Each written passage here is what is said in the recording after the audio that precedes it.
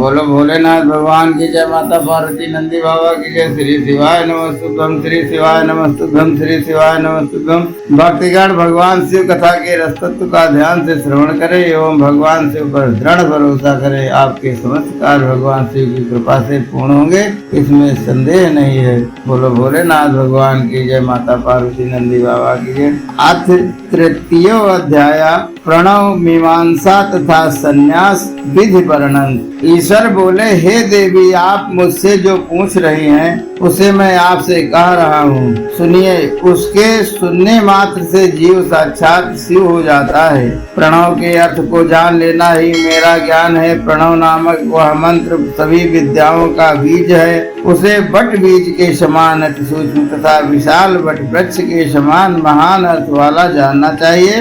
यह वेद का आदि वेद का सार और विशेष रूप से मेरा स्वरूप है। तीन गुणों में परे सर्वज्ञ सर्वकृत देव स्वरूप सर्वसमर्थ तथा सर्वत्र व्याप्त में शिव इस ओम नामक एक अक्षर मंत्र में निवास करता है। इस जगत में जो भी वस्तु है वह सब गुणों की प्रधानता से समिष्ट या व्यस्त रूप से प्रणवार्थ ही है। इसलिए एक अक्षर ब्रह्म स्वरूप वह प्रणव सभी अर्थों का साधक है। शिव जी इसी प्रणव से सबसे पहले समस्त संसार का निर्माण करते हैं। शिव को ही प्रणव स्वरूप तथा प्रणव को ही शिव स्वरूप कहा गया है, क्योंकि वाचक में कुछ भी भेद नहीं होता। इसलिए वाच्य तथा वाचक में एकता मानते हुए ब्रह्म ऋषिगण मुझ शिव को एक अक्षर कहते हैं। अतः विकार रहित तथा मोक्ष की इच्छा वाले को चाहिए कि उस प्रणव को ही मुझ सर्व कारण निर्गुण परमेश्वर के रूप में समझें। हे देवेश, मैं काशी में जीवों की मुक्ति के लिए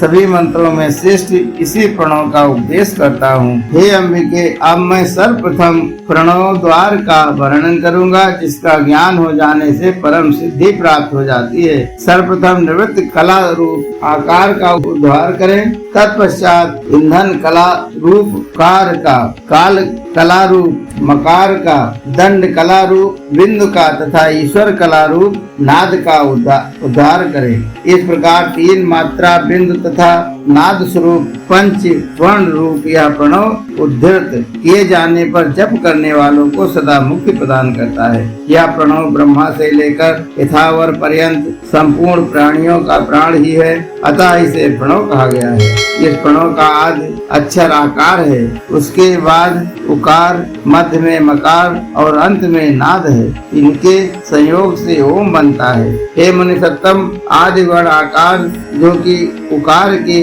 दक्षिण में है तथा आकार के उत्तर में स्थित उकार, ये दोनों जलवत शुभ आभा वाले हैं तथा ओंकार के मध्य में स्थित मकार अग्नि की भांति तेजोमय है। आकार, उकार एवं मकार ये क्रम से तीन मात्राएं कही गई हैं। उसके बाद अर्ध मात्रा है। हे महेशान, यह अर्ध मात्रा ही नाद बिंदु स्वरूप वाली है। उसका निश्चय ही वर्णन नहीं किया जा सकता, उसे तो ज्ञानी लोग ही जान सकते हैं। ईशाना सर्व विद्यानाम इत्यादि श्रुतियां मुझसे ही प्रकट हुई हैं। ऐसा वेदों ने सत्य कहा है, इसलिए वेद का आदि में ही हूँ और प्रणव मेरा वाचक है। मेरा वाचक होने के कारण यह प्रणव वेदों का आदि भी कहा जाता है। आकार इसका बीज महान बीज है, जो रजोगुण युक्त सृष्टिकर्ता ब्रह्म स्वरूप है। उकार उसकी यौन रूपा प्रकृति है। सत्व गुण युक्त पालन करता हरि का स्वरूप है।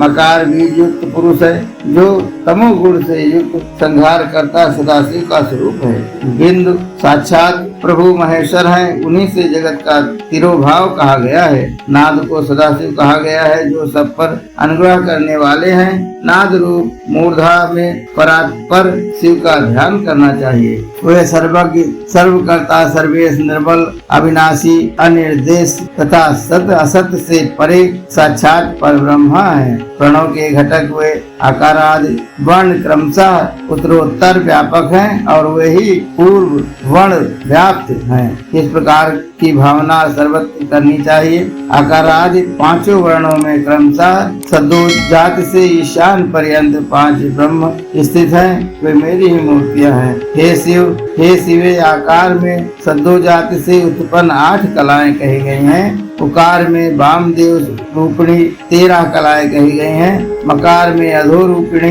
8 कलाएं स्थित हैं। बिंद में पुरुष रूपिणी 4 कलाएं स्थित हैं। नाद में ईशान से पार्श्वभूत 5 कलाएं कही गई हैं। 6 पदार्थों की एकता के अनुसंधान से प्रणव की प्रपंचात्मकता कही जाती है। मंत्र, यंत्र, देवता, प्रपंच, गुरु एवं शिष्य ये ही 6 पदार्थ हैं। हे प्रिय, इन 6 पदार्थों का अर्थ सुनो। प्रणव मंत्र 5 वर्णों का समुदाय है। यह पहले ही कहा गया है। देवता ही यंत्र भाव को प्राप्त होता है।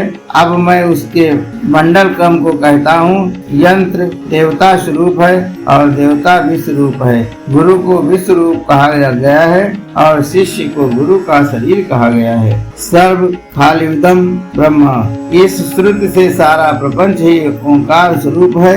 इसी वाच्य वाचक संबंध से प्रपंच की वाचकता तथा ब्रह्म की वाच्यता रूप अर्थ भी कह दिया गया है। हे देवेश, मूलाधार, मणिपुर, हृदय, विशुद्ध, आज्ञा, शक्ति, शांति और परात्पर, शांति, तीत, ये 8 स्थान है। जिसे दृढ़ वैराग्य होता है वही इस प्रणव का अधिकारी है। हे देवी, मैं ही जीव और ब्रह्मा की एकत्व भावना से इस प्रणव का विषय हूँ।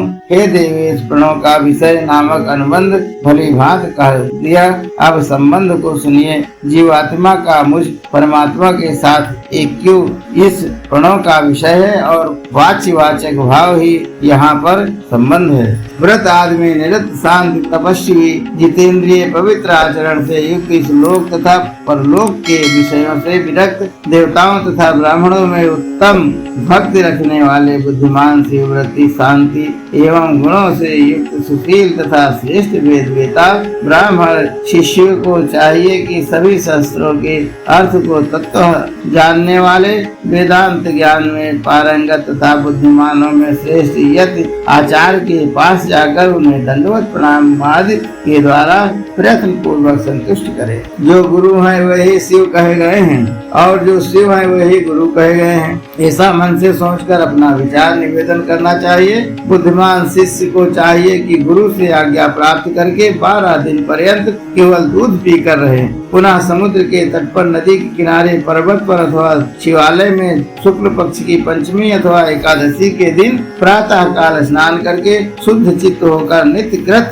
करके गुरु को बुलाकर विधि पूर्वक नांदी श्राद्ध करके कच्छ, कांख तथा गुहा स्थान के केशों को छोड़कर सिर, दाढ़ी, मूछ के बालों को बनवाकर, नाखून कटवाकर, पुनः स्नान करके जितेंद्रिय हो संध्योपासन करके, सत्तू का भोजन करके, सायंकाल पुनः स्नान कर संध्योपासन करे और ब्राह्मण को चाहिए कि गुरु के साथ संध्या काल की उपासना करके गुरु रूपी शिव को शास्त्रोक्त दक्षिणा देकर अपने गुहा सूत्र में बताए गए विधान के अनुसार होम द्रव्य लेकर लौकिक आदि भेद से अग्नि का आधान करें। इस प्रकार अग्नियाधान करके जो ब्राह्मण प्रजापति यज्ञ के अनुसार हवन कर चुका है वह वेद सहित संपूर्ण धन को दक्षिणा में देकर अग्नि को आत्मा में धारण कर घर से संन्यास ग्रहण करे। पुनः चरु तैयार करके समिधा अन्न घृत के द्वारा जितेंद्रिय होकर पुरुष सूक्त की प्रत्येक ऋचा से हवन उस अग्नि में करके पुनः अपने ग्रह सूत्र के अनुसार श्रेष्ठ कृत आहुतियों से हवन करे। इस प्रकार हवन करके एक तंत्र से अग्नि के उत्तर में उदित कर्म करे। बुद्धिमान शिष्य को कुशा के ऊपर वृक्षर्म एवं उसके ऊपर कपड़े के आसन पर बैठकर मौन तथा स्थिर चित्त होकर ब्रह्म मुहूर्त पर्यंत गायत्री का जप करना चाहिए। उसके बाद प्रातः काल स्नान करके चरु का निर्माण कर पुरुष सूक्त से आरंभ कर गिरजा पर्यंत वामदेव अथवा सौनकादि के मतानुसार हवन करें। इनमें वामदेव का मत अधिक श्रेष्ठ है क्योंकि वामदेव मुनि गर्भ में ही योग युक्त हो गए थे। इसके बाद शेष हवन को समाप्त कर प्रातः काल की उपासना का हवन संपन्न करें। तदंतर आत्मा में अग्नि का आरोपण कर प्रातः कालिक संध्योपासन करके सूर्य के उदय हो जाने पर सावित्री में क्रमशः प्रवेश करें और तीनों श्रणाओं लौकय श्रणा, पैत्र श्रणा तथा धने श्रणा का त्याग कर रसोच्चारण करके क्रम से शिखा उपवीत का त्याग करके पुनः कटिसूत्र आदि को भी त्याग कर पूर्व अथवा उत्तर दिशा की ओर मुख करके गमन करना चाहिए और लोक व्यवहार के कारण के लिए उचित दंड तथा कौपीन आदि धारण करना चाहिए। जिसे लोक व्यवहार का ध्यान न हो वह इन्हें धारण न भी करे। गुरु के समीप जाकर 3 बार दंडवत प्रणाम करना चाहिए। पुनः उठकर गुरु के चरणों के समीप बैठना चाहिए। इसके बाद गुरु को चाहिए कि बिरजा अग्नि से उत्पन्न श्वेत भस्म लेकर उससे विधि पूर्वक शिष्य के शरीर पर उद्दोलन करके अग्नि रीति भस्म इत्यादि मंत्रों से त्रिपुंड धारण कराएं और हृदय कमल में स्थित पार्वती सहित मेरा ध्यान कराएं। तत्पश्चात प्रसन्नचित होकर श्रेष्ठ गुरु शिष्य के मस्तक पर अपना हाथ रखकर उसके दाहिने कान में ऋषि आदि के सहित 3 बार प्रणव का उच्चारण करें और पुनः सविस्तार करके खड़विध अर्थ का समग्रता उपदेश करें। तदंतर वह शिष्य गुरु को 12 प्रकार से भूमि पर दंडवत करके उनके अधीन रहकर वेदांत का नित्य अभ्यास करे और अपने निर्विकार एवं विशुद्ध मन में सदा मुझ ब्रह्मा साक्षी तथा अपव्यय परमात्मा का चिंतन करे। सम आदि धर्मों में निरत वेदांत ज्ञान में पारंगत तथा ईर्ष्या रहित यति ही इस प्रणव का अधिकारी कहा गया है। स्वच्छ शोक रहित परम उज्ज्वल अष्टपुट पत्र युक्त कणिका में विराजमान मकरंद युक्त हस्त कमल के मध्य में आधार शक्ति से आरंभ करके मणि पूरक पर्यंत दहर आकाश में तत्व युक्त प्रणव को भावना करें। प्रणव की भावना करें। सावधान चित्त होकर ओम इस एकाक्षर मंत्र का उच्चारण करते हुए उस दहराकाश के मध्य तुम्हारे साथ मेरा स्मरण सदा करता रहे। हे प्रिय, इस प्रकार के उपासक को मेरा लोक प्राप्त होता है और वह मुझसे ज्ञान पाकर मेरे सायुज्य का फल प्राप्त करता है। बोलो भोलेनाथ भगवान की जय। माता पार्वती नंदी बाबा की जय। श्री शिवाय नमस्तुभ्यं। श्री शिवाय नमस्तुभ्यं। श्री शिवाय। मत बुरे कर्म कर बंदे वरना पछताएगा। मत बुरे कर्म कर बंदे वरना पछताएगा। भगवान की नजरों से तू बच नहीं पाएगा। भगवान की नजरों से तू बच नहीं पाएगा। ये मूर्ख अज्ञानी मत कर नादानी। जैसा किया है तूने तेरे आगे आएगा। मत बुरे कर्म कर बंदे वरना पछताएगा। हर हर महादेव। हर हर महादेव। हर हर महादेव।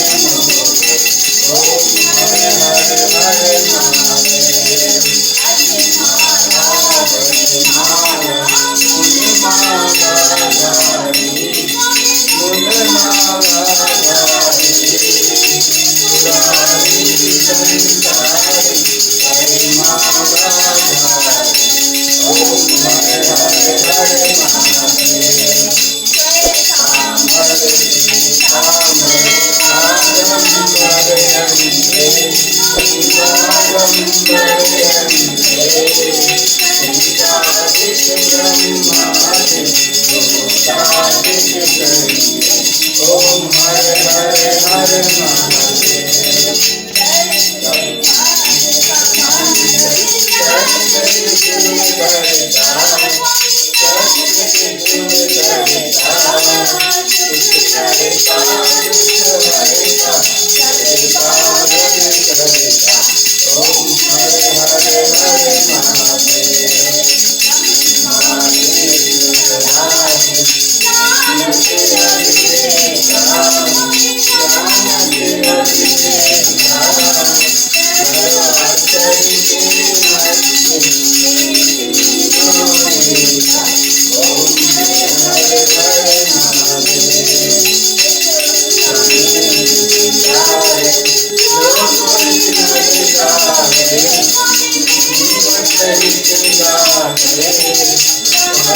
शिवानंद स्वामी शांति के फल पावे। ओम हरे हरे हरे महादेव महादेव सदाशिव हरे राम लीला। ओम जय श्री ओंकार।